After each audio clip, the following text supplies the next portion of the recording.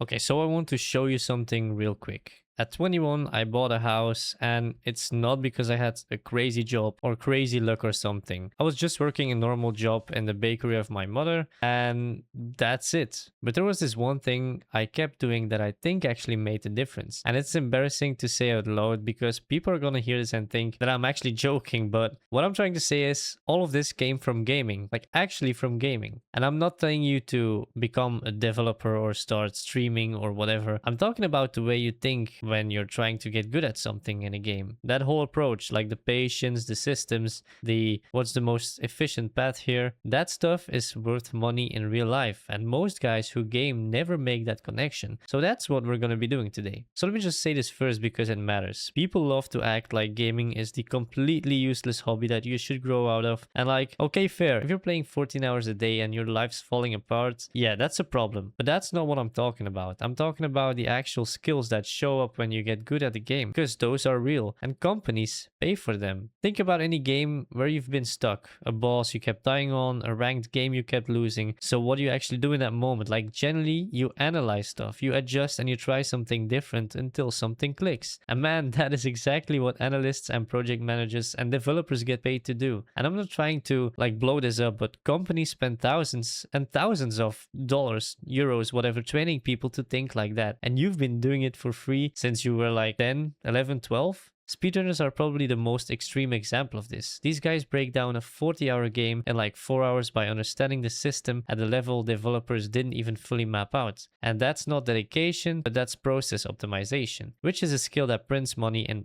basically every industry. Anyone who's played competitive anything at a decent level knows like the gap between good and great. And it is really mechanics. It's comms, it's knowing when to call something, it's reading what your teammate's about to do, it's adapting when the plan falls apart mid-round. In a work context, that's leadership, that's coordination. And I've generally sat in meetings with people who couldn't communicate half as clearly as a solid team player in a ranked lobby. It's kind of wild when you see it like that. I'm not saying to put like your Call of Duty or CSGO rank on like your resume or whatever, but the skill underneath it, that's transferable. Start seeing it like that. Right, so the obvious answer everyone gives is streaming or YouTube, and that can work, but it's slow, it's competitive, and most people who start that way quit within 3 months. So let me give you the less obvious stuff that's actually more accessible right now. Game testing and QA. Companies literally pay people to find bugs and document issues. It's not glamorous, but it's a real entry into tech without a degree. It's worth looking into if that's your thing. Guides like wiki, scripts, patch note summaries. There's consistent demand on platforms like Fiverr for this. If you can write clearly and you know your niche, you can charge for it. Simple as that. Community management is also something like every game with any decent size has a Discord. Someone runs that. Someone manages the socials account. That's a paid job, and actually knowing the game is a requirement. It's not just a bonus. So you're already qualified in a way most applicants aren't. Okay, so I want to be upfront about something before this section because there's so much noise around this. I'm not going to tell you to start a YouTube channel, grow a million subs, and retire at 24 because that advice is just cooked. So we're skipping that. What I'm actually going to say is that gamers have a specific edge when it comes to building income online, and most people in the self-improvement space don't even mention it because they've never actually been deep in a gaming community. Think about it. Skins, DLCs, season passes, in-game currency. You've been paying for things with no physical form for years. That mental model, that's actually huge when it comes to understanding how your businesses work. Because the same thing, make something once, sell it infinitely, no inventory, no shipping. That's one of the most scalable ways to make money online. And gamers already get why someone would pay for it. For someone in their early 20s without a ton of capital, this is generally one of the most accessible starting points. A Notion template, a training tracker, a resource guide in your niche, and many, many more. These things take a weekend to build max, and it can make you money for months, maybe even years after that. And honestly, the sweet spot I keep seeing is when someone takes their gaming knowledge and frames it around a problem they already solved, like a finance tracker with gaming aesthetics, which I'm currently building. I'm gonna be giving more info soon. A workout program built like a leveling system with XP. The audience is right there and they actually respond to that because it speaks their language. Here's something no one really talks about. Gamers are some of the highest attention span consumers on the internet. And I mean that literally. You watch a 4-hour documentary about a game you've never even played. You'll sit through a 45-minute lore video on a Tuesday night because you're just into that. In a world where the average person bounces off a video in 30 seconds, maybe even 20 seconds, that's super rare. And if you're the one making content instead of just watching it, you're targeting an audience that actually stays. That makes a gaming-ish niche channel or newsletter way easier to build than a generic finance or fitness channel because the people watching it actually stick around. So 1, digital product, fastest, lowest barrier, Gumroad, lemon squeezy, whatever. Take something you've already built for yourself, put a price on it, list it. If 10 people buy a €5 template, that's like 50 euros you didn't have. It's not life changing, but it proves the model works and it compounds over time. 2, niche content.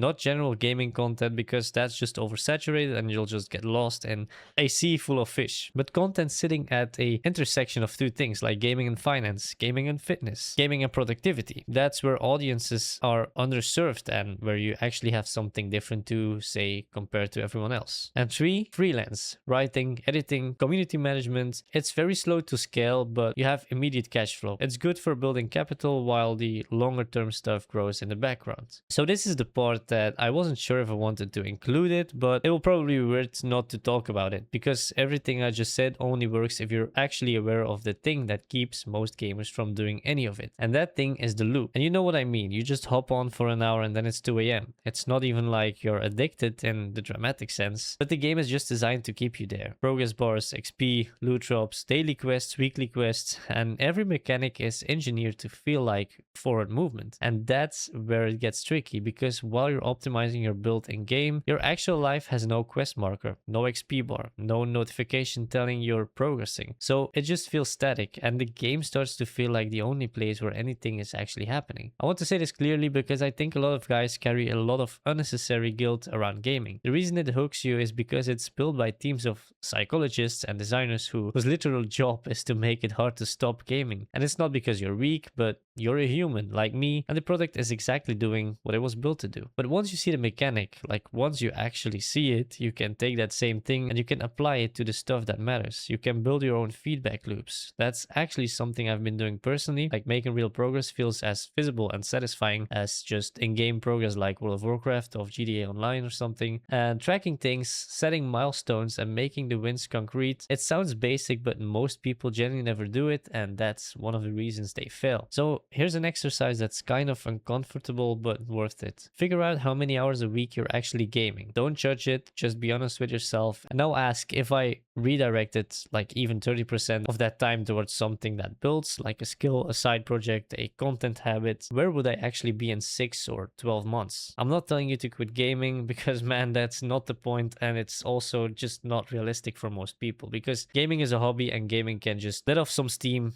and it should be, you know, you should be enjoying it. But the guys who are actually building things in their 20s or 30s aren't doing it because they magically have more time. They just made a very good schedule around where their hours go. Even one focused hour a day, protected, consistent, that's more than most people put into anything outside of work. Over a year, that's hundreds of hours of output that basically none of your peers will have. And that's the whole game. And this is the thing that clicked for me personally. Instead of keeping like the gaming brain and real life brain separate, I just started applying the same lens. What are my stats right now? What's my current quest? What do I need to do to hit the next level? And it sounds very corny and I know that, but when you start tracking your actual life like a game, your fitness, your finances, your output, whatever matters to you, something shifts. The motivation isn't coming from a dopamine hit anymore, it's coming from real progress. And that kind of momentum is sustainable in a way that grinding a game never really is. You don't need a fancy app like a spreadsheet or just a notebook or paper works. The point is just making your progress visible so your brain actually registers it. So that's basically it. Gaming isn't the problem, staying passive is the problem. And the good news is the stuff that makes you good at games is the same stuff that makes you good at building things in real life. You just have to make that connection. So we talked about 3 things today. The skills you're already building without realizing it, where gamers actually have real edge when it comes to online income, and the mindset trap that keeps most people stuck in the loop instead of actually doing something with it. None of this is complicated, most of it you probably already half knew, and the gap is just between knowing and actually doing something.